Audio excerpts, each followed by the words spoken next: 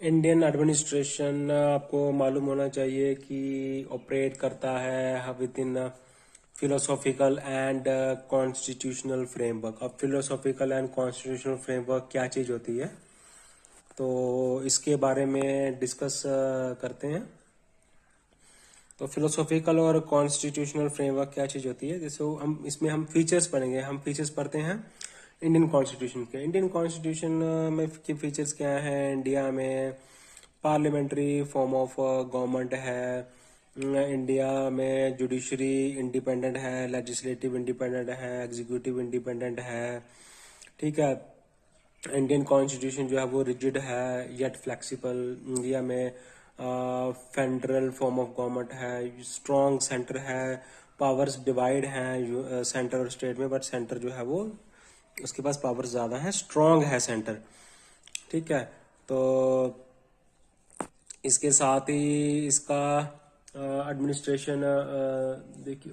अब देखें, अब जैसे वैल्यूज हैं एडमिनिस्ट्रेशन की, तो वैल्यूज सिस्टम जो है, प्रिंसिपल्स हैं इनके, वो डिराइव किए गए हैं। जैसे जस्टिस, सोशल, इकोनॉमिक हो या पॉलिटिकल जस्टिस हो, वो कहाँ पे दिया गया है, वो कहाँ, वो किसने इंश्योर करना है? Directive principles of state policy में इंश्योर किया हुआ है, उसने कहा हुआ है, उसमें लिखा हुआ है, उसमें कहा हुआ है।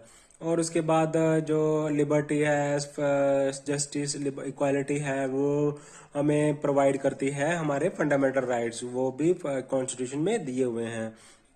तो ड्यूटीज भी हैं हमारी, जो कि फंडामेंटल ड्यूटीज कॉन्स्टिट्यूशन में भी दी हुई है। तो एक प्रॉपर बैलेंस जो है बना के रखा हुआ है फंडामेंटल राइट्स में और फंडामेंटल ड्यूटीज में। तो ये चीजें जो हैं, जो वैल्यूज हैं एडमिनिस्ट्रेशन का, ठीक है। न्यूट्रलिटी हो गया कि पॉलिटिकल, कोई किसी पॉलिटिकल एडमिनिस्ट्रेटर को पॉलिटिकल पार्टी की तरफ इंक्लाइंड नहीं करना चाहिए, न्यूट्रल रहना चाहिए। और एक्टिविज्म शो करनी चाहिए।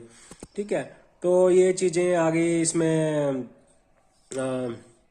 ठीक है। तो ये फीचर्स थे इंडियन एडमिनिस्ट्रेशन के। और था कि अकाउंटेबिलिटी है। अकाउंटेबिलिटी कैसे है? क्योंकि सोशल ऑडिट कर सकते हैं, और राइट टू इंफॉर्मेशन एक्ट है, ये गवर्नमेंट एडमिनिस्ट्रेशन को अकाउंटेबल बनाती है। और क्या चीज है एक, तो ये चीज आ गई। और हाँ, सेकुलरिज्म है इंडियन एडमिनिस्ट्रेशन सिस्टम में, क्योंकि हम इक्वल राइट्स प्रोवाइड करते हैं सभी के सभी रिलीजन को। तो ये सारे फीचर्स थे इंडियन एडमिनिस्ट्रेशन के।